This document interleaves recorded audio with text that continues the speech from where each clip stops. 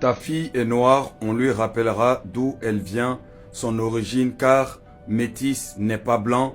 Je suis désolé pour toi, pour des Français blancs et non pour les Français noirs. Vous voyez, vous vivez toujours dans la victimisation.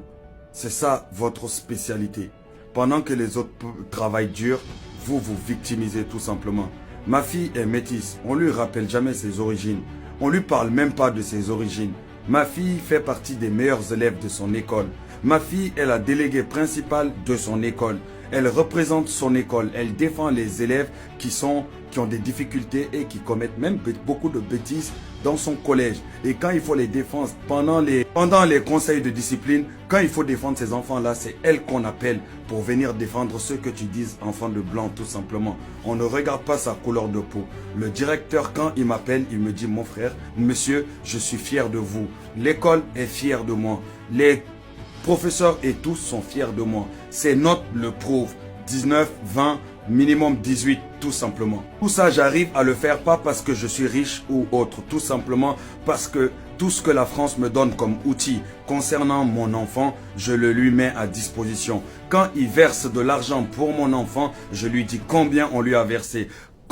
Comment elle l'utilise, c'est elle qui voit tout simplement. Tu ne verras jamais mon enfant traîner dans les cités. Tu ne verras jamais mon enfant aller dans les centres commerciaux et voler. Tu ne verras jamais mon enfant manquer de respect aux adultes. Elle quitte l'école, elle rentre chez elle, elle discute avec ses copines, elle vit sa vie tout simplement. 90% de ses copines sont tous blanches, tout simplement. Dans son école, 95 ou 96% des enfants qui sont là-bas sont blancs. Mais c'est elle qu'on a pris comme déléguée. De quoi vous me parlez? C'est le travail qui paye. Ici, on est en France. Tu travailles, t'es payé.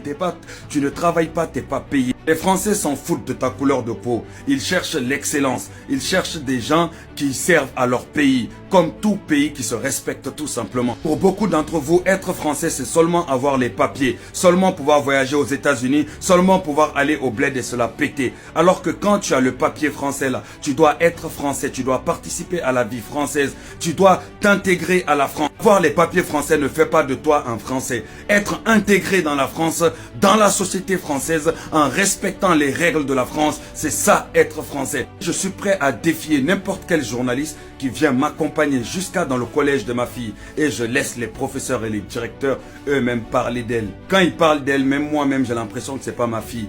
On dirait eux-mêmes l'aiment plus que moi. De quoi tu vas me parler? Ils aiment seulement les gens qui se comportent bien, les gens respectueux, les gens qui s'occupent bien de leurs enfants. Ceux qui ne utilisent pas l'argent de leurs enfants pour aller construire des maisons au bled et laisser leurs enfants avec des habits sales. Les enfants aller voler, aller vendre de la drogue et foutre la merde dans leur pays. Donc il est temps de te lever et aller bosser et te comporter comme un vrai Français. Ou sinon il faut rendre les papiers des Français et rentrer dans ton pays. On va voir là-bas si tu auras autant de grandes bouches. Ciao.